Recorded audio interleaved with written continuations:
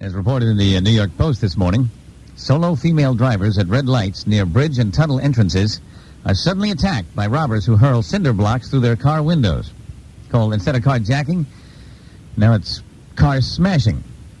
There was a woman heading from her Midtown Manhattan law office. A youth walked in front of her Mazda 929. I couldn't run him over, she said, but I didn't know what was going to happen. A second young thug, apparently working with the first, approached the driver's side window and hurled a cement block through it. Then he reached inside and took her purse.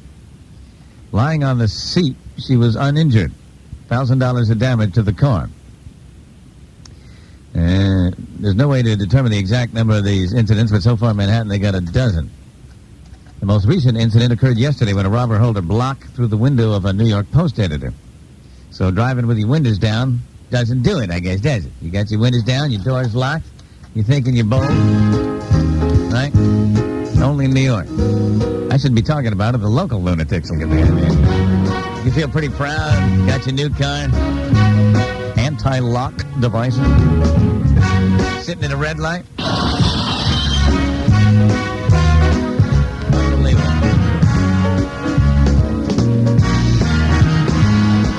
What it is the criminals just don't care anymore. In the old days, you had a better class of criminals.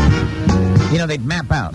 Okay, here's how we're going to pull off the heist. Remember? And they'd have maps and charts, the old criminals. All right, you go in around the alarm clock. Now, we know the security guard takes his massive every night between 8:15 and 8:22. Joe, you cut the phone lines. Harry, you go in through the ventilation duct. You let us in. I'll start the stopwatch. At exactly 8:21, we should be out of there in the car and on the way. By the time the guy gets back from his massive, he won't know what hit him. Today's criminal? How the hell would it? Just throw a brick through the window. Take what you want and run. Huh? Your old car thieves. They used to have schools for car thieves, you know? Okay, here's how you hotwire a car. Reach under the dashboard, wire A to wire B. Touch gently. Okay, now you gotta wait till the parking lot is dimly lit. And you sneak in there, and here's how you jimmy a lock. Nobody knows how to jimmy a lock. The hell with Jimmy and a lock? Who's Jimmy and lock? What, I gotta go to school to be a cook now? Thanks to society being effectively disarmed, criminals have no fear whatever that you might return fire, that they can throw a block in your window and you'll do what they expect, cower and grovel on the seat.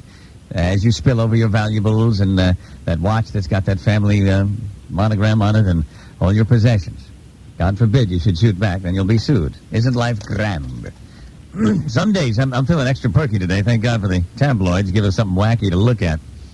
Because other days, you're tempted to just aren't you tempted to pull the blankets over your head with some of the crazy goings-on in the world? You be honest with me. Doesn't it ever cross your mind that you're tempted to say, to hell with it, I'm selling everything, I'm going to buy me a mansion in West Virginia, and I'm going to do nothing the rest of my life drinking corn and saying,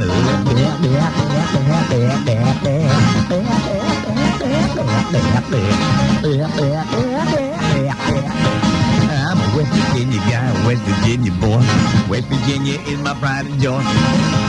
West Virginia's good enough for me. And I say bad, I'm a West Virginia guy with a twinkle in my eye. West Virginia's good enough for me. I'm a West Virginia guy with a twinkle in my eye. West Virginia's good enough for me.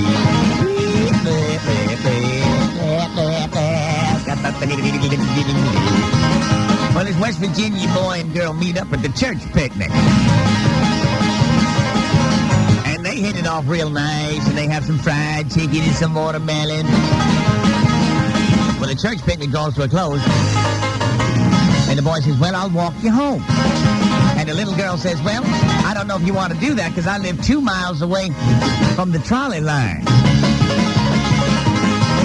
From where it ends, it's a 2-mile walk. And the boy says, well, I think you're sweet. I'll walk with you. She says, all right.